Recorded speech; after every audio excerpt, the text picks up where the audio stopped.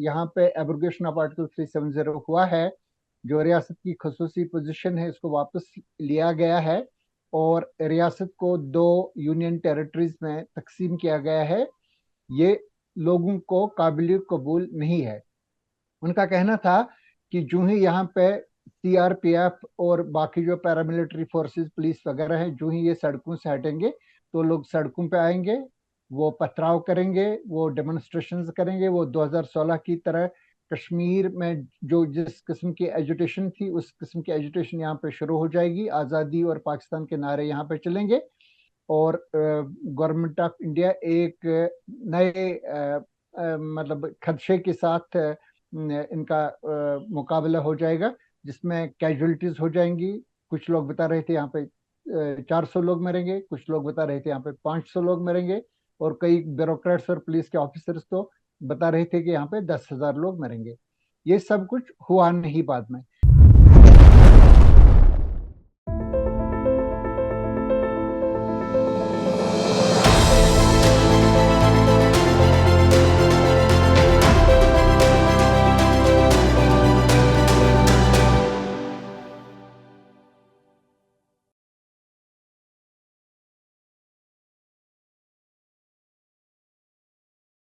नमस्ते, स्वागत है आपका इंडिया दिस वीक के नए एपिसोड में। और मैं हूं आपकी होस्ट आमना अंसारी, खालिद बेग के साथ।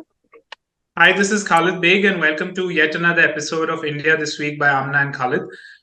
It's an absolute honor and a privilege to have Ahmed Ali Fayaz Saab today with us to discuss about this topic. Welcome, Fayaz Saab, to the show. Welcome. शुक्रिया। फयाज साहब, जब से मैं करंट अफेयर्स फॉलो करता हूं, मैंने 20 साल से आपको फॉलो कर रहा हूं, और I can say this confidently कि वैली में सबसे ऑब्जेक्टिव जर्नलिस्ट आप रहे हैं, जिसने never scared to call a spade, चाहे वो किसी भी साइड हो। कभी ऐसा हो कि राइट साइड कहे कि हम एंडोर्स करते हैं फयाज साहब को, कभी कोई कहे लेफ्ट साइड करे, लेकिन 30 साल के इतने डेडली कॉन्फ्लिक्ट में आप ग्राउंड पे रहे, आपने ग्राउंड रिपोर्टिंग की, आपने हर इशू को टच अपॉन किया, सेंसिटिव इश्यूज को भी, और कॉन्फ्लिक्ट जोन में जर्नलिस्ट के लिए बहुत मुश्किल होता है। इसीलिए like I said, I feel very very privilege today कि आज आप ये शो कर रहे हैं। तो फयाज साहब, जानना चाहते हैं कि 4 साल पहले जो आप इतनी स्टोरीज ब्रेक करते हैं, आप कहाँ थे जब अगस्त 5, 2019 को आर्टिकल 370 और 35 का एब्रोगेशन हुआ, और उस टाइम क्या सेंटिमेंट था एक आम कश्मीरी का ग्राउंड पे, और आज 4 साल बाद कुछ ही दिन पहले 5 अगस्त 2023 क्या है एनवायरनमेंट। तो इन दोनों चीजों पे अगर आप बताएं, और ऑल्सो कि एक आम कश्मीरी के लिए कितना महत्व था आर्टिकल 370 और 35, उनके लिए क्या सेंटिमेंटल वैल्यू था इसका। जी खालिद साहब, मैं 5 अगस्त 2019 को बिल्कुल श्रीनगर में हस्ब मामूल में यहीं पे था, मेरा काम यहीं पे होता है, तो मैं यहाँ पे उस वक्त मौजूद था श्रीनगर में जिस वक्त ये एब्रोगेशन ऑफ आर्टिकल 370 हो गया, तो मैं बिल्कुल श्रीनगर में मौजूद था। ओके, एंड उसके बाद जब ये एब्रोगेशन हुआ तो क्या सेंटिमेंट्स थे, मतलब एवरेज कश्मीरी के with regards to the abrogation?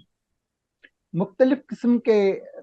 पहली बात ये है कि जो आप देखते हैं यहाँ पे सतह पे, लाजमी नहीं है कि वो रिप्रेजेंट करता हो हर एक चीज को।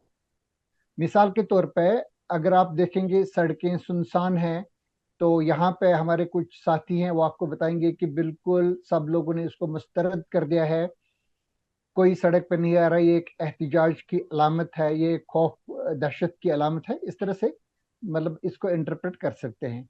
तो दूसरे हमारे जो दूसरे साइड के लोग हैं, तो वो कहेंगे कि नहीं, इनको जो कश्मीरी में इसको कहते हैं कोई भी लाख दवाई, इसको कहते हैं कि मतलब लोग ऐसा ही चाहते थे, तो उनको अब अपनी उनकी मर्जी के मुताबिक ही हो गया, तो वो कहते हैं इसको, ये एक खामोशी जो है, ये एक इंडोर्समेंट है उस चीज की जो यहाँ पे हुआ है। इस ये इन दोनों नजरियों के लोग यहाँ पे मौजूद हैं, दोनों आपको मुतमिन करेंगे इस तरह से है।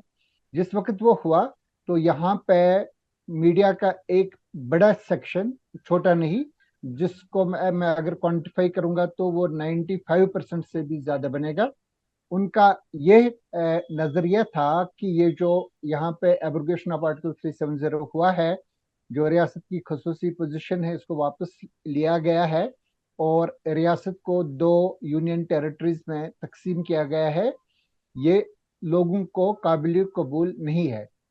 उनका कहना था कि जो ही यहाँ पे सीआरपीएफ और बाकी जो पैरामिलिट्री फोर्सेस पुलिस वगैरह हैं, जो ही ये सड़कों से हटेंगे तो लोग सड़कों पे आएंगे, वो पथराव करेंगे, वो डेमोन्स्ट्रेशंस करेंगे, वो 2016 की तरह कश्मीर में जो जिस किस्म की एजुटेशन थी उस किस्म की एजुटेशन यहाँ पे शुरू हो जाएगी, आज़ादी और पाकिस्तान के नारे यहाँ पे चलेंगे और गवर्नमेंट ऑफ इंडिया एक नए मतलब खदशे के साथ इनका मुकाबला हो जाएगा, जिसमें कैजुअलिटीज हो जाएंगी। कुछ लोग बता रहे थे यहाँ पे 400 लोग मरेंगे, कुछ लोग बता रहे थे यहाँ पे 500 लोग मरेंगे, और कई ब्यूरोक्रेट्स और पुलिस के ऑफिसर्स तो बता रहे थे कि यहाँ पे 10,000 लोग मरेंगे। ये सब कुछ हुआ नहीं बाद में। फिर ये बताया गया कि इंटरनेट बंद है। जैसे कि आपने उस फिल्म में भी देखा, हालांकि वो कंट्रोवर्शियल फिल्म है जो कश्मीर फाइल है, तो उसमें एक किरदार वो वहां पे होती है प्रोफेसर, तो वो कहते हैं इंटरनेट बंद है, तो बाकी लोग कहते हैं शेम। बिल्कुल उस किस्म की सूरत हाल यहाँ पे थी। मतलब कोई कहता था इस तरह से है, बाकी लोग कहते थे शेम। तो एक इस किस्म की सिचुएशन में यहाँ पे ये दावा था कश्मीर के न सिर्फ अलहदगी पसंद लोगों का, न सिर्फ प्रो मिलिटेंट लोग जो हैं या प्रो पाकिस्तान प्रो आज़ादी लोग हैं, बल्कि जो मेन स्ट्रीम पोलिटिकल पार्टीज भी हैं, जिनमें नेशनल कॉन्फ्रेंस है, पीपल्स डेमोक्रेटिक पार्टी है, और जो जिन लोगों के बारे में ये एक तासुर है, हालांकि वो इसकी तरदीद कर रहे हैं कि वो भारतीय जनता पार्टी के इनके हामी हैं और जब भी यहाँ पे इलेक्शन होगा तो उनके साथ मिलकर के सरकार बनाएंगे, वो सब लोग एक ही पेज पे तकरीबन थे। वो सब लोग बता रहे थे ये ज्यादती हुई है, कश्मीरियों को ये काबिल कबूल नहीं है। थोड़ा सा फर्क था, कुछ लोग बता रहे थे कि लोग इसको आहिस्ता आहिस्ता किसी हद तक कबूल करेंगे लेकिन बादल नौखस्त। कुछ लोग कहते थे कि इसकी वायलेंट रिएक्शंस हो जाएंगी, जैसे कि इससे पहले 2010 और 2016 में यहाँ पे माहौल था, उस किस्म का माहौल बनेगा। फिर ये बताया गया है कि यहाँ पे मीडिया को आज़ादी नहीं है, इंटरनेट नहीं चल रहा है, फोन भी बंद थे उस वक्त। आहिस्ता आहिस्ता वो फोन भी खुल गए, आहिस्ता आहिस्ता जो कर्फ्यू था 2 महीने के बाद वो कर्फ्यू भी हट गया। उसके बाद अलहदगी पसंदों ने एक लामहदूद हड़ताल की। वो बाज़ाब्ता कोई कॉल नहीं थी, लेकिन अंदर अंदर से एक कॉल ही थी। तो यहाँ पे उनकी मर्जी के मुताबिक ही मसलन सुबह दुकानें खुलती थी फिर बंद हो जाती थी। तो ये लग रहा था कि वो चाहते हैं कि यहाँ पे इसके खिलाफ एक प्रोटेस्ट दर्ज हो जाए, और उस किस्म की सिचुएशन भी कम से कम अगले 2-3 महीने तक थी। आहिस्ता आहिस्ता सरकार ने टेलीफोन रिस्टोर कर लिए, फिर उन्होंने लो स्पीड वाला इंटरनेट बहाल कर लिया, आहिस्ता आहिस्ता फिर हाई स्पीड वाला इंटरनेट बहाल हो गया, आहिस्ता आहिस्ता फिर उन्होंने जो भी मेन स्ट्रीम पॉलिटिशियंस गिरफ्तार कर लिए गए थे और डिटेन कर दिए गए थे SKCC श्रीनगर में, और उमर अब्दुल्ला और महबूबा मुफ्ती तो दूसरी जगहों पे थे। आहिस्ता आहिस्ता इन सब लोगों को एक एक करके छोड़ा गया, और जब तक इन सब लोगों को छोड़ा गया तब तक कोविड-19 आ गया। ये बिल्कुल 2020 के अप्रैल या मई के महीने की मैं बात कर रहा हूँ। उस वक्त तक यहाँ पे कोविड आ चुका था। वो हुकाम के लिए एक रहमत ही साबित हुआ इस एतबार से, क्योंकि हो सकता है कि कोई हो जाता कोई इसके खिलाफ कोई रिएक्शन, लेकिन बाद में वो भी नहीं हुआ, और सरकार को भी ये मौका मिला कि उन्होंने कहा कि जो फ्यूनरल प्रोसेशंस मिलिटेंट्स जो मारे जाते हैं इनकाउंटर्स में इनके लिए होते हैं वो हम अलाउ नहीं करेंगे। उन्होंने इस तरह से नहीं कहा, उन्होंने कहा कि ये जो लाशें हैं मारे गए मिलिटेंट्स की, हम इनको खुद ही इनकी तजहीज़ व तकफीन करेंगे इस्लामी रसूम के साथ, 2 जगहों पे, बारामूला में एक जगह पे और हंदवारा एरिया में एक जगह पे। तो उन्होंने कर लिया और उन्होंने इन्हें लाशें देने से इनकार कर लिया, और ये पहली बार था 1989 से, पहली बार था कि इस किस्म का फैसला सरकार ने ले लिया। उस वक्त इसकी वजह यही बताई गई कि कोविड है, ये बाकी लोगों तक फैल सकता है, और इसकी एक वजह भी बनी थी। जयनगर सोपोर इलाके में एक मिलिटेंट की जब वहां पे मौत हुई थी, उसकी लाश घर वालों को सौंपी गई थी, मई 2020 में, तो उस वक्त तकरीबन 3-4-5 हज़ार लोग वहाँ पे जमा हो गए थे, एक कसरत लोगों की जमा हो गई थी। तो तशवीश भी यहाँ पे हो गई थी लोगों में, और उधर से वहाँ एडवाइजरीज लगातार आ रही थी मिनिस्टर ऑफ होम अफेयर्स से कि लोगों को जमा नहीं होना चाहिए, ये बंद कर लीजिए। तो इन्होंने पहली बार वो फ्यूनरल प्रोसेशंस यहाँ पे बंद कर लिए, और जब फ्यूनरल प्रोसेशंस बंद हुए, इसके साथ जो गन सल्यूट्स मिलते थे, मतलब जो कोई मिलिटेंट किसी तसाद में मारा जाता था, शाम को उसके साथी आते थे तो वो वहां पे हवा में गोलियां दाग देते थे, इसको एक खराज अकीदत के तौर पे।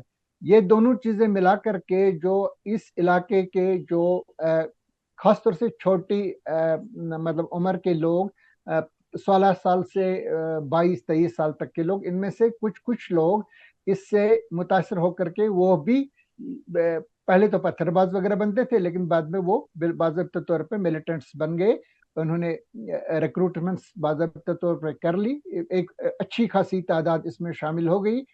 तो इन लोगों ने वहां पे बंदूकें वगैरह पे उठा ली, लेकिन उनकी कोई ट्रेनिंग वगैरह कुछ खास नहीं थी। ये तकरीबन सभी के सभी मुख्तलिफ एनकाउंटर्स में मारे गए, उनकी कोई ये कोई मुकाबला ही नहीं कर सके सिक्योरिटी फोर्सेस के साथ, जैसे कि पहले बाहर से आए हुए मिलिटेंट से, इवन यहाँ के लोग जो बहुत ट्रेंड होते थे इन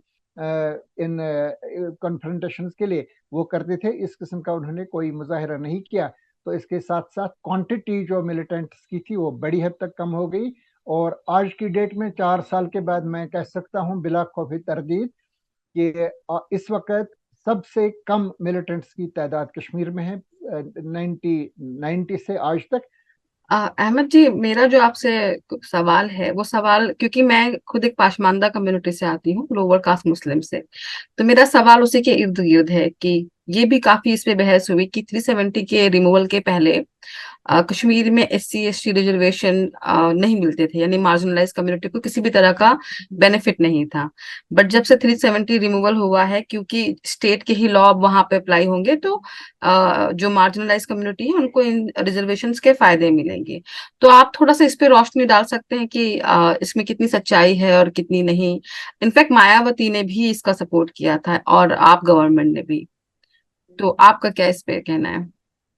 देखिए, ये रिजर्वेशन दो किस्म की हैं। एक तो सियासी रिजर्वेशन जो पॉलिटिकल रिप्रेजेंटेशन मिलती थी Jammu and Kashmir legislative assembly में मुख्तलिफ तबकों के लोगों को, और दूसरी रिप्रेजेंटेशन होती है जो सरकारी नौकरियों में और स्कॉलरशिप्स वगैरह में मिलती है। जहां तक STs का ताल्लुक है, शेड्यूल्ड ट्राइब का, जिसमें बहुत सारे गुज्जर वगैरह इस कम्युनिटी से ताल्लुक रखने वाले लोग आते हैं, इनके लिए कोई जगह मखसूस नहीं थी जम्मू कश्मीर की असेंबली में। लेकिन कुछ साल पहले, मेरे ख्याल से ये उस वक्त नेशनल कॉन्फ्रेंस और कांग्रेस की सरकार थी, तो उस वक्त सरकार ने फैसला लिया था कि इनको 8% इनके लिए जगहें मुख्तस रखेंगे सरकारी मुलाजमतों में, शेड्यूल ट्राइब्स के लिए। जहां तक असेंबली में हालांकि कुछ लोग आते थे जो गुजर कम्युनिटी वगैरह से ताल्लुक रखते थे, उनकी एक अच्छी तादाद असेंबली में आती थी आज खुद, लेकिन रिजर्वेशंस नहीं थी। रिजर्वेशंस शेड्यूल्ड कास्ट्स के लिए थी, उनके लिए मेरे ख्याल से 7 नशस्तें मुकर्रर थी, जो मेरे ख्याल से अब 7 या 9 हैं, और अब दोनों के लिए नशस्तें मखसूस हैं। STs के लिए, SCs के लिए अब इनके लिए नशस्तें मखसूस हैं, और अब एक दो तबके भी इसमें शामिल हो गए हैं। मिसाल के तौर पर पहले गवर्नर साहब के पास ये इख्तियार होता था कि वो, हमारे पास 87 मेंबर की असेंबली होती थी, तो गवर्नर साहब 2 खवातीन को नामजद करते थे अपने तौर पर, जो चीफ मिनिस्टर के रिकमेंडेशन पे होता था। अब इन्होंने कानून में तरमीम करके गवर्नर साहब को ये इख्तियार दे रहे हैं, इसको एक बिल के जरिए जो पार्लियामेंट में आ रहा है, उसके बाद ये कश्मीरी पंडित्स को 2 नामजदगियां दे देंगे। मसलन ये 2 लोगों को नॉमिनेट करेंगे as members of legislative assembly, जिनमें एक लाजमी तौर पे एक खातून होगी। ये पहले नहीं था, पहले 2 खवातीन होती थी, वो कोई भी हो सकती थी। इसके बाद उन्होंने कहा, मतलब अभी जो बिल बनाया है इसमें बताया गया है कि जो कश्मीरी पंडित्स हैं इनको रिजर्वेशन इस तरह से मिलेगी, लेकिन वो नॉमिनेटेड MLAs होंगे, वो चुन के नहीं आएंगे। इसके अलावा जो पाकिस्तान ऑक्युपाइड कश्मीर से आए हैं महाजरीन जो जम्मू में बस रहे हैं उनके लिए भी एक निशस्त उन्होंने मखसूस रखी है जो बाई नॉमिनेशन हो जाएगी। ये चीजें पहले नहीं थी। दूसरा ये था कि जैसे कि पूरे कंट्रीज में ओबीसीज के लिए जितने भी फायदे उनको मिलते हैं यहाँ पे वो नहीं था, यहाँ अदर सोशल कॉस्ट्स इनको बताते थे। अब वहां पे एक और बिल आ रहा है जिसमें इनको बाकायदा तौर पे जैसे कि पूरा ऑल इंडिया लेवल पे है सिस्टम ओबीसीज के लिए, वो सिस्टम आ रहा है। इस वजह से मायावती और दूसरे लोगों ने इसका खैर मकदम किया है। ये बात सही है कि ये फायदे 5 अगस्त 2019 के बाद मिल रहे हैं लोगों को, ये बात सही है। फयाज जी, आपने कहा स्टोन पेल्टिंग के बारे में कि स्टोन पेल्टिंग लगभग खत्म हो चुकी है, नेग्लिजिबल है। तो उस हिसाब से कितनी बदकिस्मती की बात है कि जब 2010 में 100 से ऊपर यंगस्टर्स दे डाइड पेल्टिंग में, फिर 2016 में भी हुआ, तो लगभग उस दौर में 2010 से 19 तक एब्रोगेशन तक मुझे लगता है 300 का आंकड़ा है। And these are all youngsters between 20-21। और उनकी मेजर इकोनॉमिक डेमोग्राफी वो है कि ये सबसे लोएस्ट इकोनॉमिक स्टाटा गरीब घरानों से थे। और पिछले 4 साल से एक भी नहीं youngster has died in these clashes. तो इस पे अगर आप थोड़ी रोशनी दे सकते कि हाउ सैड इज इट, अगर ये पहले हुआ होता तो all these mothers, 300 mothers would have not lost the नूर ऑफ देयर आईज। देखिए हमारे लिए बहुत ही एक कन्वीनियंटली हम लोग हर चीज के लिए पाकिस्तान को दोष दे रहे हैं। इसमें कोई शक नहीं है कि यहाँ पे जो मिलिटेंसी शुरू हुई है ये पाकिस्तान ने शुरू की है, और जो 1971 में पाकिस्तान के 2 हिस्से हो गए हैं इसका एक बदला लेने के लिए, और कश्मीर के एक लोगों की एक बड़ी तादाद को इसके लिए मुतमईन किया गया कि आप लोग यहाँ पे महफूज नहीं हैं हिंदुस्तान के साथ। ये जो मतलब लोगों का तनासब है ये कभी कभी ज्यादा कभी कम हो जाता है। मिसाल के तौर पे जब मैं 90s की बात कर रहा हूँ तो उस वक्त यहाँ पे जिसको हम एलिनेशन कहेंगे ये बिल्कुल 90% से ज्यादा थी। मैं ये कह सकता हूँ कि 90% से जो ज्यादा लोग थे वो हिंदुस्तान से अलग होना चाहते थे, चाहे आजाद रहना चाहते हो या पाकिस्तान के साथ रहना चाहते हो। लेकिन कई वाकयात उसके बाद हुए। ये सिर्फ सिक्योरिटी फोर्सेस की ज्यादतियां यहाँ पे नहीं रही। यहाँ पे जो मिलिटेंट्स थे, मुख्तलिफ अकसाम के जो मिलिटेंट्स थे, जो जो जिनकी नजरियात बिल्कुल मुख्तलिफ थे एक दूसरे के साथ। कोई आज़ादी कह रहा था, कोई पाकिस्तान के साथ इल्हा करना चाहता था, और लास्ट में 2015 में जैसे कि आपको याद होगा बुरहान वानी का जो वीडियो चला था उसमें इसने कहा था कि हम इस्लामी खिलाफत यहाँ पे कायम करना चाहते हैं, जिसका कोई ताल्लुक ही नहीं है आज़ादी और पाकिस्तान के साथ। तो ये मुख्तलिफ किस्म के यहाँ पे नजरियात यहाँ पे रहे हैं। लेकिन हर वक्त कोई ना कोई ऐसा एक मवाद मिल जाता था लोगों को जिससे वो मुतमईन हो जाते थे नहीं हमें उठना चाहिए। बगावत के लिए आमादा हो जाते थे लोग, चाहे वो नारा लगा दें, चाहे वो दीवार पर लिख लें, चाहे वो एक पोस्ट लिख लें, चाहे वो एक स्टोरी कर लें, चाहे वो किसी कॉन्फ्रेंस में जाकर के वहां पे बोलें। ये यहाँ पे ये सिलसिला जारी रहा है कश्मीर में। इसमें जो नौजवानों की जो नस्ल है ये सबसे ज्यादा इम्प्रेशनेबल होती है। तो इनको सबसे ज्यादा मतलब मुतमईन करने की कोशिश कर ली गई कि आप लोग यहाँ पे महफूज नहीं है, आप लोगों को बंदूक उठानी चाहिए, आप लोगों को बगावत करनी चाहिए, आज़ादी खुद नहीं आती, इसके लिए कुर्बानियां देना पड़ती है। मुख्तलिफ दौर इसमें आ गए। मैं जाती तौर पर जब इसका तजिया करता हूँ मैं समझता हूँ जो यहाँ पे पाकिस्तान की ने मिलिटेंसी यहाँ पे शुरू कर ली थी उसका खात्मा बिल खैर हो गया था 2002 तक, वो 90 से 2002 तक। उसके बाद जो यहाँ पे बल्कि मैं कह सकता हूँ 99 से ही जब से यहाँ पे दिल्ली में मुख्तलिफ पार्टीज ने जिनमें बीजेपी और कांग्रेस का मेरी समझ के मुताबिक उनमें इस पे इत्तेफाक था कि कश्मीर में जो ये नेशनल कॉन्फ्रेंस 58-60 सीट्स हासिल कर लेती है और उसके बाद एक ब्रूट मेजॉरिटी हासिल करती है, फिर डिक्टेट करती है टर्म्स दिल्ली को, और फिर ये जो है ग्रेटर ऑटोनॉमी मांगती है वगैरह। तो ये इसको स्प्लिट करने के लिए एक तरीका ये निकाला गया कि इनको तकसीम दर तकसीम कर लिया जाए। जो कश्मीर में मुस्लिम अक्सरियती वोट है इसको तकसीम करना चाहिए इस पे।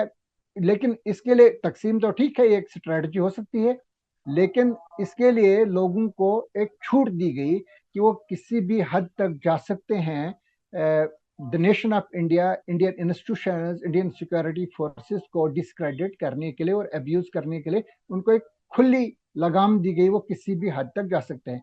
फिर इस वजह से यहाँ पे एक कंपेटिटिव सेपरेटिज्म का एक माहौल पैदा हो गया।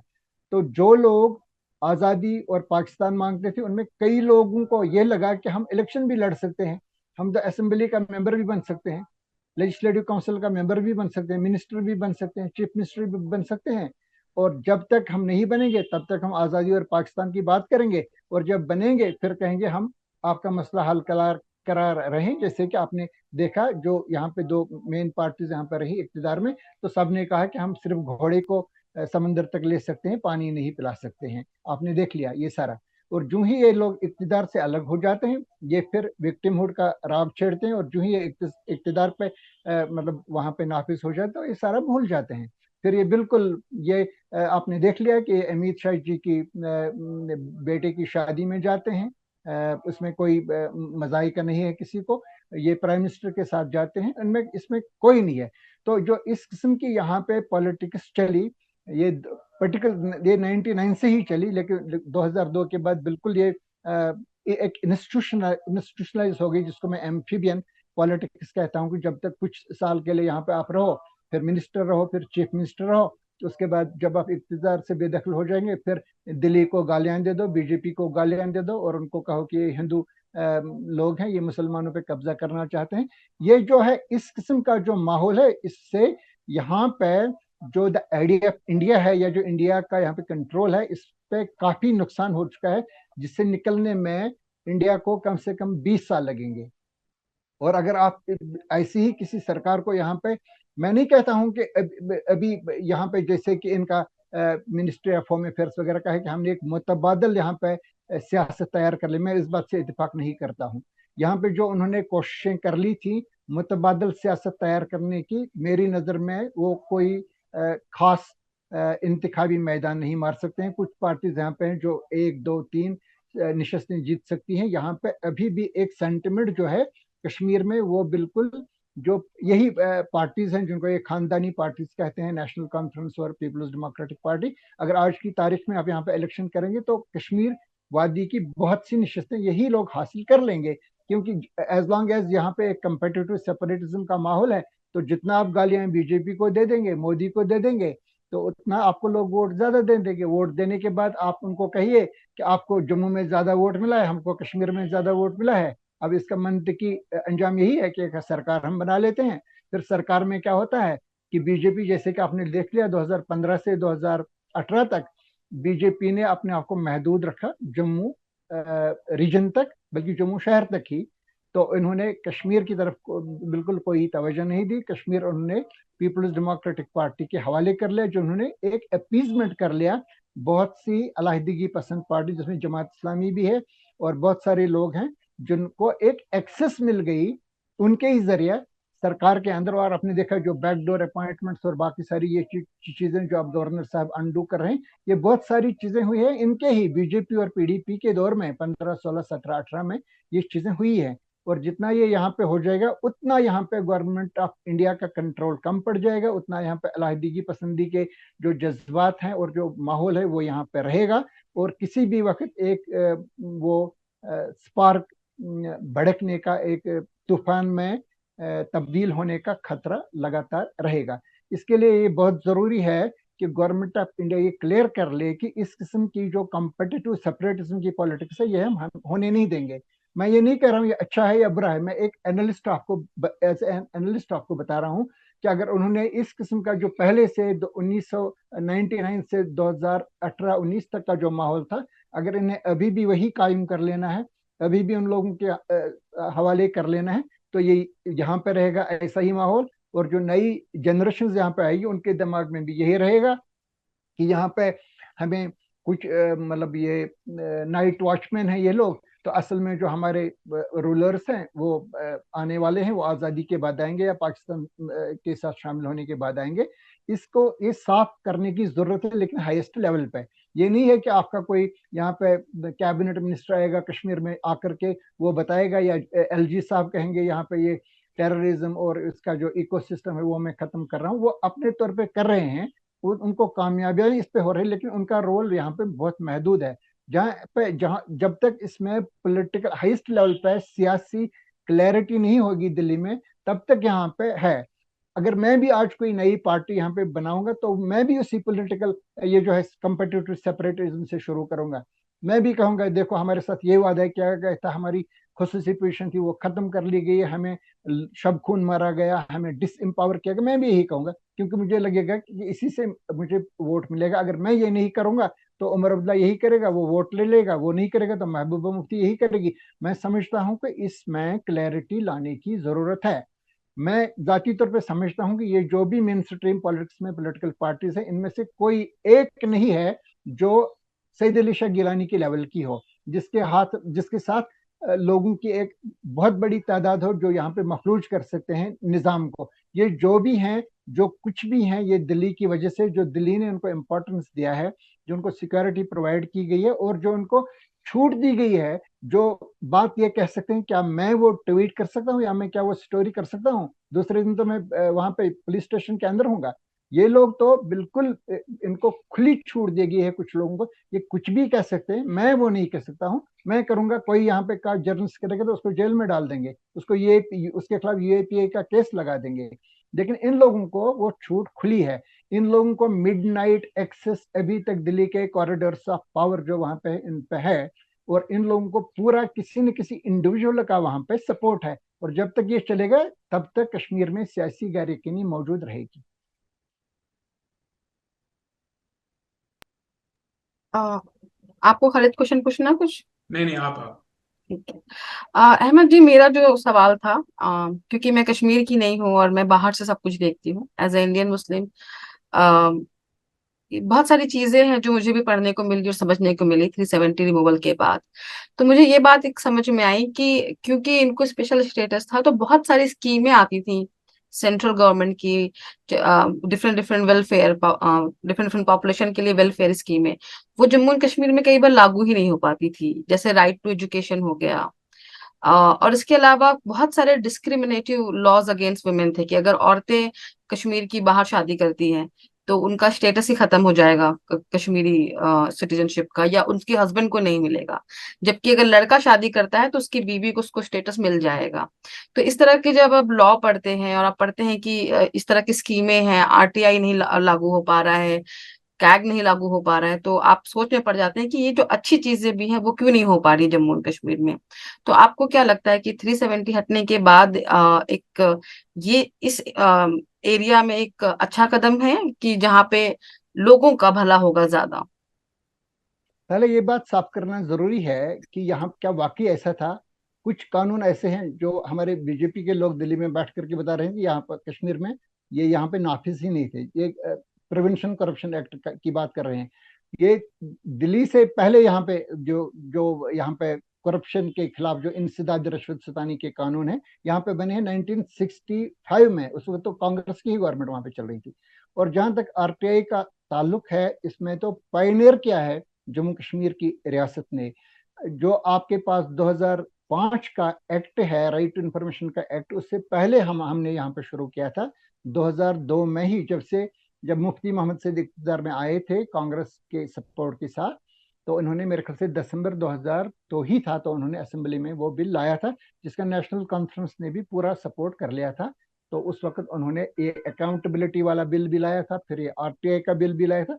तो इन चीजों में जम्मू कश्मीर ने सबकत ली है, और उसके बाद तो ये मुल्क की सतह पर ये कानून नाफिज हुए हैं। हाँ, कुछ कानून ऐसे थे जैसे कि फॉरेस्ट जो राइट्स हैं, और जैसे कि आपने बताया कि जो खवातीन की शादी से मतलब था, उसमें सुप्रीम कोर्ट तक ये चले गए थे मामले। फिर इसमें रूलिंग्स आई थी, फिर वो मामला खत्म हो चुका था। उसके बाद उनको मिलते थे हुकूक, जिनकी शादी कश्मीरी खवातीन की, जम्मू कश्मीर की खवातीन की बाहर हो जाती थी। पहले तो उनको रोका था, लेकिन बाद में कोर्ट की मदद से, और जो जम्मू कश्मीर सरकार ने वहां पे इसके खिलाफ केस लगाया था, उन्होंने वो विड्रा कर लिया था। उस वक्त AG नूरानी साहब ने उनको मशवरा दिया था, तो मुजफ्फर हसन बेग साहब उस वक्त डिप्टी चीफ मिनिस्टर और लॉ मिनिस्टर थे, उन्होंने फिर वो वापस ले लिया था। उसके बाद वो मामला मेरे हिसाब से खत्म हो गया था। लेकिन ये नहीं था कि जो कोई यहाँ पे सिक्योरिटी फोर्सेस का है या सेंट्रल सर्विसेज का कोई है 10 साल तक यहाँ पे रहे और वो यहाँ का डोमिसाइल बन जाता है, वो यहाँ का पश्तूनी बाशिंदा बन जाता है। ये चीज यहाँ पे नहीं थी, ये 2019 के बाद आई है। इस पे तो यहाँ पे बहस है, कुछ लोग कहते हैं ये ठीक है, कुछ लोग कहते हैं ये नहीं है। और एक कश्मीर में ही इसकी मुखालफत नहीं है, इसकी मुखालफत जम्मू में भी है, क्योंकि जम्मू में जो ये ट्रेड काफी ज्यादा है कश्मीर के मुकाबले में। कश्मीर में जो टूरिज्म वगैरह है, जम्मू में ट्रेड है, बिजनेस है, मैन्युफैक्चरिंग है, इंडस्ट्री है। और इन बहुत सारी चीजों पे वहां पे पंजाब से आने वालों ने और गुजरात वगैरह से आने वाले लोगों ने बिलवास्ता और बिलावास्ता वहां पे कब्जा जमा लिया है पिछले 3-4 साल में। और इस पे वहां पे काफी अनरेस्ट है जम्मू में, जिसको लेकर के बीजेपी को भी परेशानियां वहां पे हैं। ये कश्मीर में नहीं है। कश्मीर में बेशक इस हद तक अनरेस्ट है कि यहाँ पे लोगों को लग रहा है कि बाहर से लोग आएंगे, लेकिन अभी मेरे ख्याल से जो गुज़श्ते 4 साल तक यहाँ का लोगों का मुशाहिदा है, तो उनको लगा कि यहाँ पे कोई आने वाला नहीं है। पहले तो लग रहा था कि अब बहुत सारे लोग आएंगे, वो यहाँ की जमीनें हड़प करेंगे, गवर्नमेंट उनको लैंड अलाट करेंगी। वो खदशात यहाँ पे आज नहीं है, क्योंकि इसमें पार्लियामेंट में भी 2-4 बार इसके सवाल आए थे और उसके जवाब में बताया गया। तो वो लोग बिल्कुल जिनका उंगलियों पर शुमार आप कर सकते हैं, जिन लोगों ने यहाँ पे डोमिसाइल लिया हुआ है और जिन लोगों का इरादा है यहाँ पे कोई मकान बनाने का, मेरी नज़र में एक शख्स भी नहीं है जो बाहर से आया हो जिसने अभी तक यहाँ पे मकान बनाया हो, जो यहाँ पे रहना चाहता हो। यहाँ कश्मीर के बहुत सारे लोग हैं जिन्होंने जम्मू में जाकर के अपने मकान बनाए, दिल्ली में भी जाकर के मकान बनाए हैं। मेरी नज़र में 10-12 लोगों से ज्यादा नहीं हैं वो लोग जो जम्मू से आकर के जिन्होंने यहाँ पे मकान बनाए हैं, जबकि हजारों की तादाद में वो लोग हैं जो कश्मीर से जाकर के जिन्होंने जम्मू में। और 2019 के बाद लग रहा था कुछ लोग अब जम्मू के लोग यहाँ पे आकर के वो यहाँ पे बस्तियां बसाएंगे, वो गालिब हो जाएंगे हमारे बिजनेस वगैरह पे। ऐसा कुछ भी नहीं हुआ।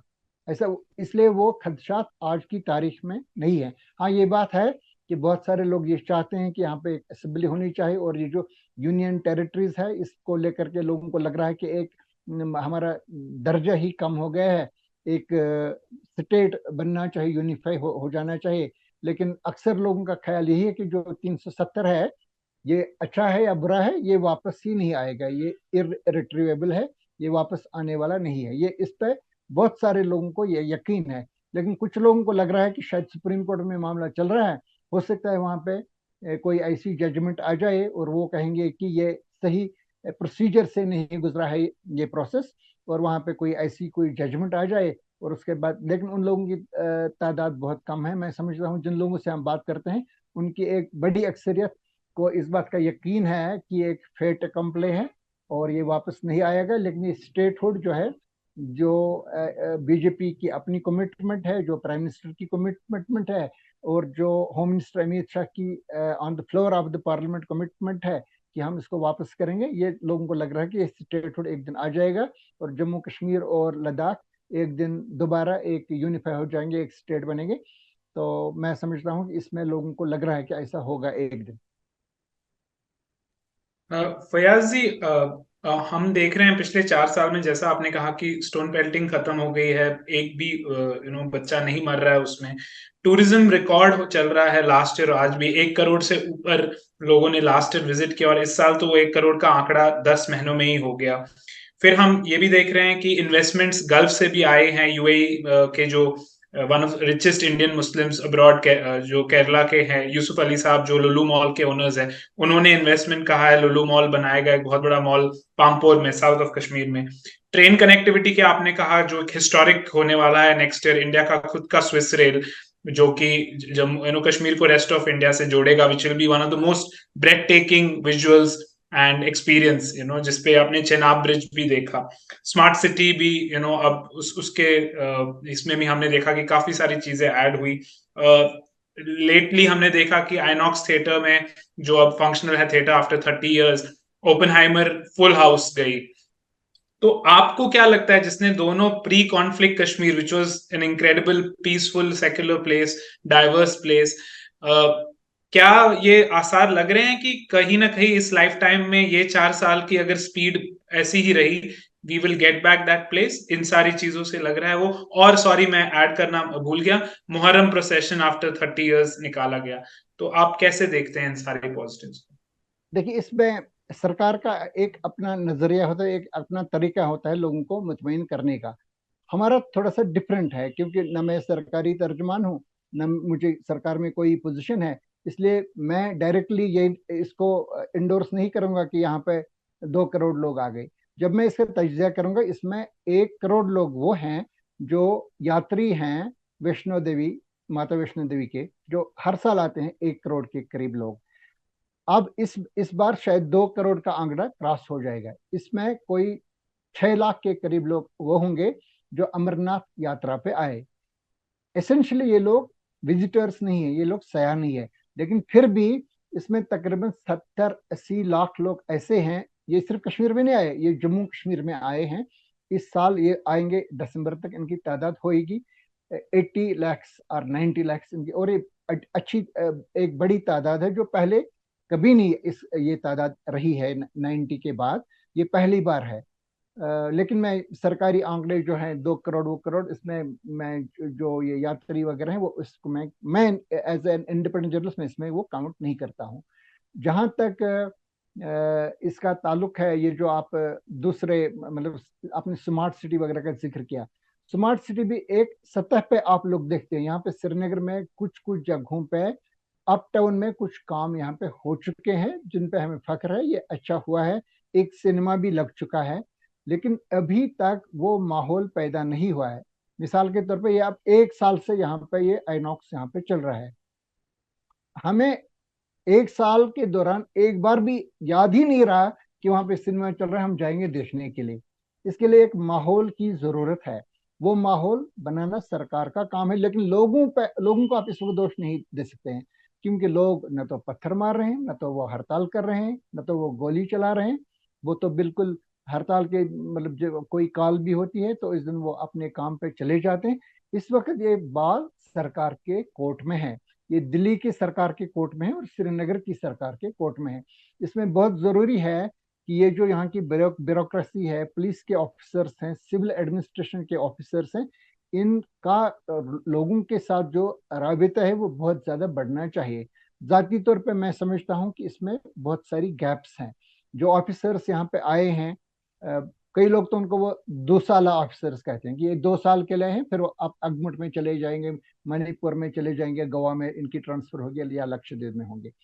जो यहाँ पे पहले होते थे ऑफिसर्स, वो यहाँ पे 30-30 साल यहाँ पे रहते थे। जैसे कि ये chief secretary, director general police है इस वक्त का, ये जब आए हैं 90 से, तब से लोग इनको जानते, तब से ये लोग इनको जानते।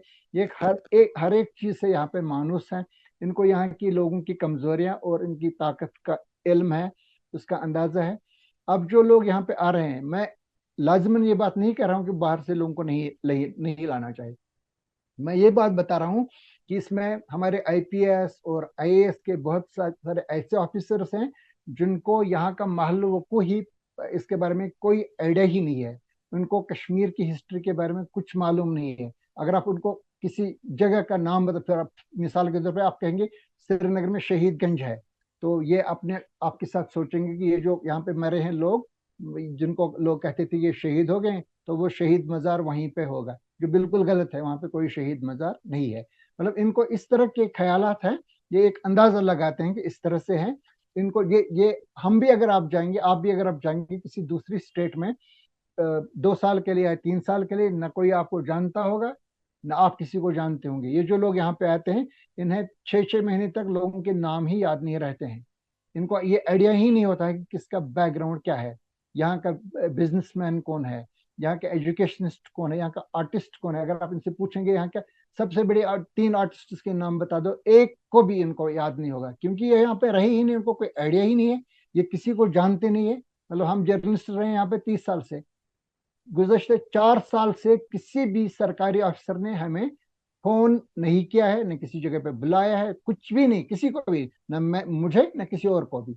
2-4 लोग हैं जो जिनका उनका वहां पे आना जाना है, जो उनसे मतलब जिनको एडवर्टीजमेंट्स की जरूरत है, वो हमें तो वो नहीं है। तो वो लोग मतलब एक फेस है सरकार की इंटरेक्शन का प्रेस के साथ। ये मैं आपको बता रहा हूँ, ऐसे ही डिफरेंट इंस्टीट्यूशंस हैं। तो इसमें ये जो गैप है, इस गैप को फिलअप करने की जरूरत है। हालांकि यहाँ पे कई ऑफिसर्स, यंग ऑफिसर्स मैंने देखा जो बहुत ही एनर्जेटिक हैं, कुछ डिस्ट्रिक्ट्स में वो है डिप्टी कमिश्नर लगाए गए हैं। इन जरूरत है, इनको ऊपर से हिदायत होनी चाहिए कि लोगों के साथ राबिता बनाओ, लोगों से मिलो, और जो यहाँ पे एक वैक्यूम है इसको दूर करो। इसके लिए बहुत जरूरी है कि लोगों के मसाइल हल होने चाहिए। ये सिर्फ कागजों पे आप देखेंगे कि आपने 7,000 पब्लिक सर्विसेज को इसमें लाया है गारंटी सर्विस में, तो इससे काम नहीं चलता है। आपको ये दिखाना है कि कितने लोगों के खिलाफ जिन्होंने इस बात की वायलेशन की है, कितने लोगों के खिलाफ आपने कार्रवाई कर ली है।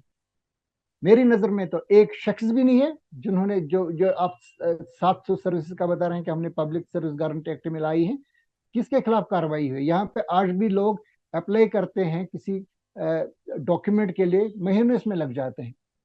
लोग इनको कहते हैं आ जाओ कल परसों। सर ऊपर की लेवल पे, जो सेक्रेटेरिएट की लेवल पे, ये बहुत अच्छा हुआ, उन्होंने वहां पे डिजिटाइज कर लिया है। अब ई फाइलिंग जाती है, ये मुख्तलिफ सेक्रेटरीज के पास जाती है, अंडर सेक्रेटरीज तक और क्लर्क्स तक जाती है फाइल्स ई फाइल में। इससे लोगों को काफी इत्मीनान हो चुका है। और वहाँ पे सेक्रेटरीट वगैरह में भी जो लोगों का रश रहता था और काफी लोग गैर मुतमईन वहाँ पे रहते थे, उसमें बड़ी हद तक कमी आई है। लेकिन निचली लेवल पे, हेड्स ऑफ डिपार्टमेंट्स की लेवल पे, डिप्टी कमिश्नर्स की लेवल पे, तहसील की लेवल पे, बीडीओ की लेवल पे, ये जो डिजिटाइजेशन है, ये बिल्कुल इसकी बातें चल रही है, अमलन ये नहीं है। इसमें लोगों को अभी भी दिक्कतें बहुत ज्यादा आ रही हैं। ये दिक्कतें दूर करना सरकार का काम है। इसके लिए वहां पे इंस्ट्रक्शंस होने चाहिए, अकाउंटेबिलिटी होनी चाहिए।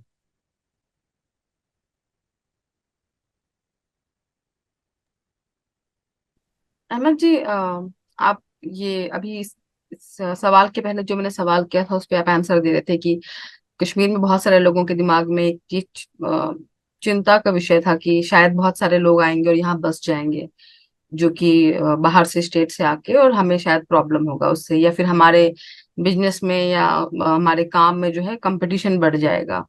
लेकिन जैसे बाकी की जैसे स्टेट में मैं रहती हूँ, तो वहां तो कश्मीर के लोगों को अच्छे यूनिवर्सिटी में एडमिशन के लिए कुछ रिजर्वेशन भी मिलते हैं। लाइक सिर्फ स्टेट का होने की वजह से थोड़े वेटेज मिल जाते हैं उनको, 5% और ये। तो ये थोड़ा सा भावना मुझे लगती है कि एज अ, जैसे मैं यूपी से हूँ, राजस्थान से मैं भी रहती हूँ, तो मुझे तो लगेगा कि जब आप आके यहाँ पे रहते हैं तो आपको ये जो माइंडसेट है नहीं रखनी चाहिए। पूरा हिंदुस्तान आपको अपना आप समझना चाहिए, क्योंकि आपको पूरे हिंदुस्तान में वैसे ही इक्वल स्टेटस, सिटीजनशिप सब कुछ मिला हुआ है, सब कुछ आपके लिए एक वैसे ही है जैसे बाकी स्टेट के लोगों के लिए होगा। पर मेरा जो सवाल है वो थोड़ा सा अलग है। मैं पूछना चाह रही थी कि जो कश्मीरी पंडितों को लेकर के सेंटिमेंट है अभी, जो मेजोरिटी कम्युनिटी है, वो कैसी है और वो कैसे देख रहे हैं इसको कि कि कश्मीरी पंडित आए और बसे यहाँ पर, या उसके अगेंस्ट है, सेंटिमेंट है, जो भी है आप प्लीज वो बताइए। देखिए, ये जो कश्मीरी पंडितों की वापसी का मसला है, इसमें जो भी अड़चने डाली है वो यहाँ के रूलर्स ने, सियासतदानों ने वो डाली है। मैं खुद असेंबली में मौजूद था जिस वक्त मुफ्ती मोहम्मद सईद चीफ मिनिस्टर थे। तो इस वक्त एक लोकल न्यूज़पेपर में ये बात आ गई कि 4-5 जगहों पे गवर्नमेंट ऑफ इंडिया एक सेटलमेंट्स बनाना चाहती है, तो वहां पे ये लोग वापस आएंगे।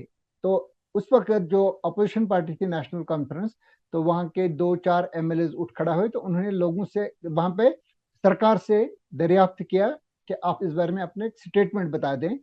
सरकार को बताना चाहिए था क्या, यस ये हमारे लोग हैं, ये हमारा हिस्सा है, हम उनको वापस ला रहे हैं, और जहां पे ये सुरक्षित अपने आप को महसूस करेंगे वहां पे ये लोग रहेंगे। लेकिन वहां पे जो मुफ्ती साहब के मोस्ट इम्पोर्टेंट जो मिनिस्टर साहब थे, जिसकी मैं बड़ी इज्जत करता हूँ, पढ़े लिखे हैं, तो उन्होंने कहा नहीं नहीं, हमें हमारे पास ऐसा कोई प्लान ही नहीं है, हमारे पास ऐसा कोई मंसूबा ही नहीं है। तो जो मंसूबा था इनका, उनको वापसी के, वो वहीं पे खत्म हो गए। इसी तरह से नेशनल कॉन्फ्रेंस के दौर में भी इस किस्म के कई बयानात हुए। और लेकिन उस वक्त मतलब कई बार ऐसे वाकत भी हुए कि वहां पे मतलब कई लोगों को खौफजदा भी किया गया, कई लोगों को मारा भी गया। लेकिन बाद में ये सिलसिला जो मिलिटेंसी रिलेटेड है, ये काफी हद तक कम हुआ था। जहां तक आम लोगों का ताल्लुक है, मेरी नजर में एक भी वाक़या नहीं है पिछले 30 साल में जहां पे किसी कश्मीरी ने किसी हिंदू को ये बताया होगा कि आप यहाँ क्यों आए हैं, आप यहाँ पे नहीं आ सकते। ऐसा कुछ नहीं है। आम लोग बिल्कुल इनको वेलकम कर रहे हैं, उस वक्त भी कर रहे थे, आज की तारीख में भी कर रहे हैं। लेकिन आम लोग बेबस थे तब भी, बड़ी हद तक आज भी बेबस हैं। वो अपने तौर पे फैसला नहीं, मेरे गांव के लोग नहीं जा सकते हैं, जो लोग वहां से पंडित चले गए हैं जम्मू, उनको वापस लाएंगे और उनको वहां पे बिठा देंगे, क्योंकि उनको पता नहीं है कि सरकार किस किस्म के यहाँ पे हालात पैदा करेगी, और एक दिन ये मिलिटेंट्स वापस आ जाएंगे, फिर 5-6 लोगों को मार डालेंगे, फिर ये सारे के सारे चलेंगे वापस। तो लोगों को इस बात पे अभी तक यकीन नहीं है कि स्टेबिलिटी जो इस मतलब एक होनी चाहिए इसमें, जो इस वक्त यहाँ पे अमन का माहौल है, इसमें बड़ी सारी गैर यकीनियां हैं। इसमें पॉलिटिकल लीडरशिप को एक रोल प्ले करना होता है, और रिलीजियस लीडरशिप को भी एक रोल करना अदा होता है। ये लोग क्या करते हैं, ये लोग वो नहीं करते हैं। जहाँ पे उनको लग रहा है कि हमें कोई अकाउंटेबिलिटी नहीं, ये लोग खामोश रहते हैं। मैं समझता हूँ कि this is high time for all them to join hands irrespective of the party politics। इससे सियासत से ऊपर चढ़ करके इनको यहाँ पे इनको वेलकम करना चाहिए, वापस लाना चाहिए। यहाँ पे किसी को एतराज ही नहीं है इस बात पे। हाँ, ये बात सही है कि बहुत सारे कश्मीरी पंडितों ने अपनी जो जायदादें हैं, ये जो गैर मनकुला जायदादें हैं, इमूवेबल प्रॉपर्टीज जिसमें मकान है और बाकी जो चीजें जो मुंतकिल नहीं हो सकती, उन्होंने वो बेच डाली हैं। उन्होंने वो मतलब जो लोकल मुसलमान यहाँ पे, उन्होंने वो खरीद ली है। अब यहाँ पे कुछ कुछ लोग, मैं नहीं समझता हूँ कि उनकी तादाद 2-3% भी होगी, वो क्या करते हैं, वो कहते हैं नहीं हमने तो बेचा ही नहीं था, हमने तो पावर ऑफ अटॉर्नी दिया था। इस बात को लेकर जब वो कोर्ट में जाते हैं तो कोर्ट उनके हक में फैसला देता है, क्योंकि ये बहुत सारे जो हैं, ये जो डील्स हैं, ये एक भरोसे के तहत हुई हैं। मैं बहुत सारे कश्मीरी पंडितों को जानता हूँ जिन्होंने जमीनें बेची हैं और कोई कागज ही नहीं है, और जो कश्मीरी मुस्लिम यहाँ पे है वो उस पे रह रहे हैं, उनको एतराज ही नहीं है कोई, ना उनको कोई उनको वो कहने हमने बेच डाला है, बेच डाला है। हमारे मेरे एक टीचर रहे हैं मिस्टर प्रेमनाथ शाह, उसका एक लैंड है वहां पे बड़गाम में, जो उसने मेरे ख्याल से 3 या 4 लाख रुपए में किसी ने इससे खरीद लिया है, एक कश्मीरी मुसलमान ने, जिसने वहां पे कोई पेट्रोल पंप वगैरह पे लगाया है। आज की तारीख में उस लैंड की कीमत तकरीबन 2 करोड़ रुपए है उसकी। तो उसको इस पे अफसोस ही नहीं, उसने बेच डाला है। मतलब ठीक ठाक हैं ये सारे लोग। तो बहुत सारे लोग ऐसे हैं जिन्होंने अपनी प्रॉपर्टीज, अपने एसेट्स यहाँ पे बेच डाले हैं। लेकिन इसके साथ ही सरकार ने वक्तन फवक्तन कुछ रिहेबिलिटेशन के प्लान बनाए हैं। एक वक्त सरकार ने कहा कि हम इनको 7 लाख रुपए की इमदाद दे देंगे ताकि ये अपने तौर पे कोई मकान बना लेंगे। उसके बाद उन्होंने कहा हमको 20 लाख रुपए की मदद दे देंगे। लेकिन ये भी देखना है ना कि जब उन्हें अपनी जमीन ही बेच डाली है तो ये किस जगह पे जा करके ये मकान बनाएंगे। मैं समझता हूँ कि जो भी सरकार थी, चाहे नेशनल कॉन्फ्रेंस की थी या बीजेपी की थी मरकज में, तो ये बहुत ही सीरियस इस चीज में नहीं रहे हैं। इन्हें तो हैंड होल्डिंग करना चाहिए, उनको इन्हें तो उनको हाथ पकड़ करके बिठाना चाहिए, लोग यहाँ के लोगों को भी इसमें शामिल करना चाहिए। बल्कि मैं तो समझता हूँ ये उनको, ये जो अपना ये कॉरपोरेट सेक्टर है, उनको एक सोशल कॉरपोरेट रिस्पॉन्सिबिलिटी के तौर पे इनको ये दे देना चाहिए था। ये काम वो करने, वो सारे लोग ये करने के लिए तैयार हैं, लेकिन इसमें नहीं हुआ। हमारे बड़े बड़े यहाँ पे बिजनेस हाउसेस हैं जो ये काम करने के लिए तैयार भी हैं, लेकिन किसी ने इसमें कोई इनिशिएटिव नहीं लिया है। जाती तौर पे मैं समझता हूँ कि बराह रास्त ये सरकार के हाथ में नहीं होना चाहिए, ये चाहे एनजीओ के हाथ में, चाहे इनका जो कॉरपोरेट हाउसेस हैं, इनको हाथ में देना चाहिए था इनका रिहेबिलिटेशन का प्लान। तो सरकार को बेशक इनको जमीनें वगैरह वो देनी चाहिए, और उनको बताना चाहिए कि आप ये 20 लाख रुपए ले लो, वो स्कीम अभी भी है, तो आप मकान बनाओ, ये कर लो इस तरह से। लेकिन यह भी है कि यहाँ पे आकर के ये लोग क्या करें, उनको जॉब्स भी देने। यहाँ पे प्राइवेट सेक्टर आज की तारीख तक नहीं है, सरकारी मुलाजमतों में बहुत कम लोग हैं। इन्होंने अभी तक तकरीबन 7,000 या 8,000 की तकरीबन वैकेंसीज थी, जिसमें अभी तक सिर्फ ये 4,000 लोग ही लगे हैं पिछले 10-12 साल में, ये जो कश्मीरी पंडित महाजरीन हैं। तो इसमें भी मतलब अच्छी खासी कोई पेशरफ्त नहीं हुई है। तो ये इनमें भी एक अनरेस्ट है, इनको मतलब हैंड होल्डिंग करने की जरूरत है, उनको यकीन दिलाने की जरूरत है आप लोग सेफ हैं। ये हाँ, जहां तक मिलिटेंसी वगैरह का ताल्लुक है, मैं समझता हूँ कि उसमें आज की तारीख में बहुत सारे अप्रहेंशन नहीं है। और दूसरा ये जो आप बता रहे हैं कि कश्मीर के लोग क्या, मैंने किसी जगह पे लोग नहीं देखे वो ये कहेंगे कि ये क्यों आएंगे ये लोग यहाँ पे, इनको नहीं आना चाहिए यहाँ पे, ये हिंदूज हैं, ये हमारे मजहब से ताल्लुक नहीं रखते हैं। ऐसा कोई शख्स मैंने पिछले 25-27 साल में मैंने नहीं देखा है। मैं आपको बिल्कुल दयानतदारी के साथ ये बात बता रहा हूँ। फैज जी, मेरा एक क्वेश्चन था ज्वाइनिंग की, 30 इयर्स के कॉन्फ्लिक्ट में कितना मेंटल हेल्थ के केसेस अब देखने को मिलते हैं? बहुत हाँ, सारे, मतलब इसी में एक सवाल और भी जोड़ना था कि एक ये तो प्रॉब्लम है ही, बट अभी नया भी ये पढ़ने में आ रहा है कि अभी ड्रग्स की भी प्रॉब्लम स्टार्ट करने की कोशिश हो रही है स्टेट की तरफ से, पाकिस्तानी स्टेट की तरफ से। तो उस पे भी साथ में थोड़ी रोशनी डाल दीजिए फैयाज जी।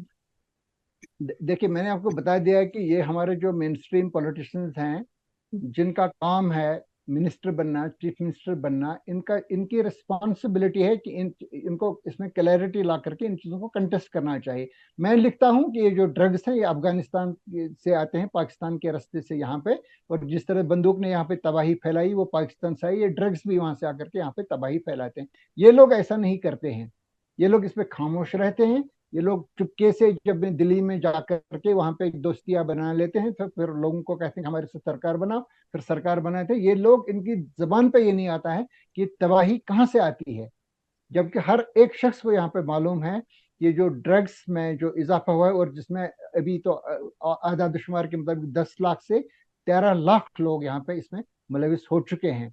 अब पंजाब से भी मतलब सबकत पंजाब पे भी ले रहा है, जम्मू कश्मीर। ये किस वजह से, ये कहाँ से, ये हिमाचल प्रदेश से थोड़े आ रहा है, ये चाइना से थोड़ी आ रहा है, ये तो आ रहा है पाकिस्तान से, ये तो आ रहा है अफगानिस्तान के रास्ते से।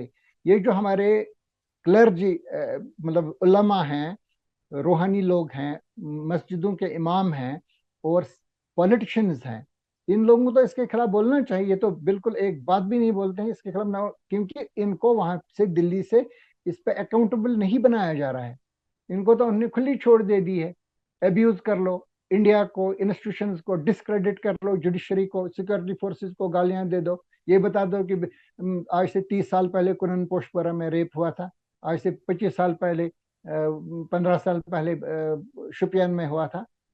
इसमें से बहुत सारे ऐसे वाक़यात हैं जो झूठ साबित हो चुके हैं।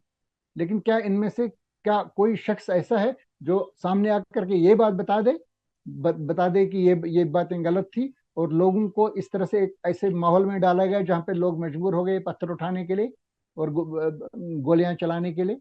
और इनमें से बहुत सारे ऐसे लोग हैं जिन्होंने इसको शाह दे दी, जिन्होंने इसको इनकरेज कर लिया, जिन्होंने हवाला का पैसा यहाँ पे लाया पाकिस्तान से। इनमें से बहुत सारे लोग यहाँ पे अभी यहाँ के निज़ाम में शामिल हैं, और इन लोगों की ही दिल्ली के लोग सुनते हैं, उनका राबिता बाज़ाब्ता तौर पे वहां पे है। जरूरत इस बात की है कि इन लोगों को अकाउंटेबल बनाना चाहिए, क्लैरिटी की। मुझे तो इस बात पे कोई एतराज नहीं है अगर कोई यहाँ पे आज़ादी मांगता है कश्मीर में, मुझे तो एतराज नहीं है। कोई अगर पाकिस्तान कोई मांगता हो, मांगने दो जिसको मांगता है, मैं नहीं मांगता हूँ। कोई और मांगे तो मांगे, मुझे कोई एतराज नहीं है। तब तक जब तक वो मुझे मरूब ना करे, जब तक वो मुझे धमकाए ना, जब तक वो मुझे ट्रॉलिंग ना करे, जब तक वो मुझ पे धमकियां ना दे, जाती हमले ना करे, गोली ना चलाए, ब्लैकमेल ना करे, तब तक तो मुझे कोई एतराज नहीं है। जितने लोग हैं जिसको भी पाकिस्तान चाहिए तो बता दे पाकिस्तान, हम भी देखते हैं। जो जिसको आज़ादी चाहिए वो बता दे आज़ादी। लेकिन ये लोग क्या करते हैं, ये एक साइड से जो ये पाकिस्तानी नैरेटिव है इसको सस्टेन कर रहे हैं, दूसरी तरफ से ये इलेक्शन में आकर के सरकार बनाना चाहते हैं, मजे लूटना चाहते हैं, मिनिस्टर बनना चाहते हैं, चीफ मिनिस्टर बनना चाहते हैं। तो ये जो ये एम्फीबियन पॉलिटिक्स का एक माहौल यहाँ पे चला है, इसको बंद करने की जरूरत है। और अगर इसको जितना भी ये जारी रहता है, मैंने आपको बता दिया, इससे निकलने में 20 साल लगेंगे, और जितना ये ज्यादा चलता है फिर इससे निकलने में शायद 40 साल लगेंगे। ये तो अभी चलेगा। एक और क्वेश्चन था फयाज जी हमारे व्यूअर्स से कि एम्प्लॉयमेंट अपॉर्चुनिटीज बढ़ी है एब्रोगेशन के बाद? नहीं, मेरे हिसाब से नहीं। सरकार का दावा है कि बड़ी है। मेरे सामने जो आदाद शुमार है उसके मुताबिक वैकेंसीज है। अभी मैंने एक सीरीज भी इस पे चलाई थी कि यहाँ पे health and medical education department में कितनी वैकेंसीज हैं। हमारे हॉस्पिटल्स खाली हैं, जो स्टेट हॉस्पिटल हैं, डिस्ट्रिक्ट हॉस्पिटल्स हैं, schemes, Sher Kashmir institute of medical sciences, Soura है, जो भी यहाँ पे हॉस्पिटल्स हैं इनमें 50, 60, 70% वैकेंसीज यहाँ पे खाली हैं। नर्सेज का स्टाफ नहीं है, क्लर्क्स नहीं है, फैकल्टीज नहीं है। इसी तरह से जो स्कूल्स में है, जो उस्ताद की भर्ती होनी चाहिए थी, वो पिछले मेरे ख्याल से 8-10 साल से यहाँ पे हो ही नहीं रही है। मेरे अंदाजे के मुताबिक अभी तक यहाँ पे सरकार में 5 लाख के करीब पोस्ट्स हैं, जिसमें से तकरीबन 1.5 लाख पोस्ट्स खाली पड़े हुए हैं। और उस पर भर्तियां जो इस साल शुरू हुई थी, कुछ भर्तियां 4-5 सिलेक्शन हुई थी, सबके सब में इल्जामात आ गए, और बहुत ही सीरियस इल्जामात, जहाँ पे लोगों ने पैसा लिया था। तो इसमें कई लोग गवर्नर साहब ने सीबीआई को इन्वेस्टिगेशन वगैरह के लिए दे दिए। लेकिन दूसरी तरफ से एक प्रोसेस चलना चाहिए ना, आपको ये डिसाइड करना है कि इसको स्टेट सर्विसेज सिलेक्शन बोर्ड के जरिए करवाना है, पब्लिक सर्विस कमीशन के जरिए करवाना है। पब्लिक सर्विस कमीशन भी बेकार है, सबऑर्डिनेट सर्विसेज ये जो है, जो नॉन गेजेटेड रिक्रूटमेंट करता है, वो बोर्ड भी बेकार है। पुलिस में भी भर्तियां इस वक्त नहीं हो रही जो होनी चाहिए। इसमें जो सरकार के दावे हैं, उन्होंने वो बता रहे हैं कि हमने 20,000 30,000 लोग लगे, वो एक नॉर्मल प्रोसेस है, क्योंकि उससे 3 गुना लोग यहाँ पे रिटायर हो चुके हैं, या कई लोगों ने इस्तीफे यहाँ पे दे दिए हैं। मैं इस बात से सहमत नहीं हूँ। मेरे हिसाब से यहाँ पे बेरोजगार नौजवान जो पढ़े लिखे हैं, जो अभी मतलब एम्प्लॉयबल हैं, जो 40 साल से कम उम्र के लोग हैं, उनकी तादाद कम से कम 7-8 लाख, मेरे ख्याल से शायद 10 लाख भी होगी आज की तारीख में। तो उनके सामने प्राइवेट सेक्टर नहीं है, और वो तो फ्रस्ट्रेशन के शिकार हो जाएंगे। मैं इनमें से कई लोगों को देखता हूँ जो कभी वो टाटा सुमो गाड़ी चलाते हैं, कोई होता है जो कोई बस का कंडक्टर बना हुआ है, कोई होता है जो दुकान पे सेल्समैन है, कोई जिसने एमबीबीएस किया हुआ है, वो किसी जगह पे प्राइवेट हॉस्पिटल में मेडिकल असिस्टेंट लगा हुआ है 15,000 की नौकरी पे। जबकि आपके पास इतने सारे प्रोग्राम्स हैं, आपके पास ये जो है एनएचएम वाला प्रोग्राम है, इसमें भी आप भर्तियां कर सकते, इतने सारे हॉस्पिटल बना रहे हैं। इसमें भर्तियां तेज करने की जरूरत है। सब्सटैंशियल एक एक फर्क इसमें लाने की जरूरत है। मैं समझता हूँ कि अगर ऐसा सरकार करेगी तो कुछ कोई ना कोई गुडविल इनके लिए यहाँ पे पैदा हो जाएगा। मैं तो मेरी नजर में पिछले 4-5 साल के दौरान कम से कम 2-3 लाख पढ़े लिखे नौजवान, जिन्होंने अपनी माओं के बहनों के जेवरात बेच डाले हैं, उसके बाद उन्होंने ट्रेनिंग कर ली है मुख्तलिफ शोबों में, इंजीनियरिंग में, मेडिसिन में, फॉरेस्ट्री में, एग्रीकल्चर में, तो उनको किसी जगह पे कोई नौकरी नहीं मिली है, वो बिल्कुल बेकार पड़े हुए हैं। और वो मामूली कोई काम करते हैं, कोई छोटी छोटी जमीनों का काम कर रहे हैं, किसी ने किसी जगह पे दुकान लगा दी है, और इनकी हालत यहाँ पे ठीक नहीं है। यहाँ पे अगर प्राइवेट सेक्टर होता, जो ये बता रहे हैं कि हम लाएंगे, आपने अभी जिक्र कर लिया कि ये जो फॉरेन इन्वेस्टमेंट्स हैं, इसमें बताया गया है कि अभी 60,000 करोड़ के वो इसमें अभी कमिटमेंट्स हैं। जो यहाँ पे प्रोजेक्ट्स चले हैं वो बहुत कम है। अभी 2-3 ग्रुप से आए हैं, जिन्होंने अभी जिंदल ग्रुप का, उन्होंने वो एक लासीपुर में एक प्लांट वो बना रहे हैं। और ये जो लूलू ग्रुप आया है यहाँ पे, मतलब 2-3 ग्रुप्स ऐसे हैं जिन्होंने जो उन्होंने एक निचली सतह का काम शुरू किया। ऐसा नहीं है कि आप जाएंगे दिखाएंगे टीवी पे कि देखो ये बड़े बड़े, जैसे कि जम्मू में एम्स का हॉस्पिटल जम्मू का बन रहा है, वो आप दिखाएंगे। अभी कोविड के दौरान ही इसमें कम से कम 30-40 बिल्डिंग्स बनी है, फैकल्टीज की रिक्रूटमेंट हुई है, वो क्लास शुरू करने वाले हैं। जम्मू का रिंग रोड बना है इसी कोविड के दौरान, कुछ कुछ काम हुए हैं। ये जो ये टनल्स वगैरह है, जिसका मैं जिक्र कर रहा हूँ, हाईवेज वगैरह, ये इसी में हुआ है। सरकार करने पे आए तो क्या पॉसिबल नहीं है। लेकिन कश्मीर में अभी आप देख रहे हैं जो रिंग रोड का काम हुआ था, ये तो उमर अब्दुल्ला के सरकार में इसका अनाउंसमेंट हो चुका है, जम्मू में भी और कश्मीर में। जम्मू का रिंग रोड ऑलमोस्ट तैयार है, जो कश्मीर का रिंग रोड है स्नेल्स बेस पे काम चल रहा है। कई कई जगहों पे अभी तो जो लैंड एक्विजिशन का मामला है वो भी हल नहीं हुआ है। हालांकि लोग तो खुश हैं, जब जो इनका को मुआवजे का कानून जो पहले हुआ करता था, अब मतलब हमारे एरिया में पहले इनको 20 लाख रुपए मिसाल के तौर पे एक कनाल का मुआवजा मिलता था, आज की तारीख में इनको 1 करोड़ का मुआवजा वहां पे मिलता है। वहां पे आसपास के जो कोई पेड़ कटते हैं, किसी का रास्ता वहां से गुजर, उन लोगों को भी, क्योंकि वो सेंटर सेंटर का कानून है, जो हम चाहते थे उस वक्त कि उसके हिसाब से यहाँ पे लोग, लेकिन ये कहते थे उस वक्त जो हमारी पॉपुलर गवर्नमेंट्स थी, वो कहती थी हमारे पास इतना पैसा ही नहीं है। हम तो उस वक्त भी कहते थे कि सेंट्रल ला ला करके उनको वो मुआवजा दे दो। लेकिन अब वो एश्योर्ड है, क्योंकि अब वो सेंट्रल लॉ यहाँ पे लग चुका है। तो इनको ये जो लैंड एक्विजिशन वगैरह है, इनको ये सिलसिला तेज करना चाहिए। और ये जो मैं समझता हूँ हाईवेज और टनल्स वगैरह, रेलवे वगैरह का ये जो काम है, इस पे तो अच्छी सूरत के साथ काम चल रहा है, लेकिन जो एम्स अवंतीपुरा है, जो रिंग रोड श्रीनगर है, और भी कई फ्लैगशिप प्रोजेक्ट्स हैं, इनको इसमें सूरत लाने की ज़रूरत है। मुलाजमतों का प्रोसेस शुरू करने, इनको ये शुरू करना चाहिए। इसमें जो सरकारी आदाद शुमार है वो अच्छे लग रहे हैं, लेकिन ज़ाती तौर पे मैं इससे इत्फाक नहीं कर रहा। ओके, आई थिंक हमारे सारे सवालों का आपने जवाब दिया, आपने कोई भी सवाल डक नहीं किया। और जैसे मैंने स्टार्ट ऑफ द प्रोग्राम में कहा था कि you are the only rational journalist जो मैंने देखा है, बिकॉज जहां पे जिस पार्टी को आपको अप्रिशिएट करना था आपने किया, जहां पे क्रिटिसाइज करना था किया, आप किसी को हीरो वर्शिप नहीं करते, you say facts as they are. तो it was a pleasure and honour again आपसे बात करके ग्राउंड लेवल पे पता चला, जो कि मीडिया के ब्लिट्स और शोरूम, मीडिया के शोरूम्स में नहीं समझ आता। As true as it can be, bitter भी लग सकता है लोगों को, कुछ चीजें अच्छी भी लग सकती है, but I think these are the honest voices जो गवर्नमेंट को सुननी चाहिए, ताकि ऑन द ग्राउंड जर्नलिस्ट, जो वेटरन ओल्ड स्कूल जर्नलिस्ट है आप, उनसे एक बेटर सोसाइटी हो। सो यर्स होपिंग कि ये पीस का 4 साल का कारवां और बढ़े, Kashmir goes back to the years of 90, and thank you so much Ahmed Ali Fayaz sir for doing your work the way you do and educating all of us. Thank you so much. शुक्रिया खालिद साहब, शुक्रिया आमना जी।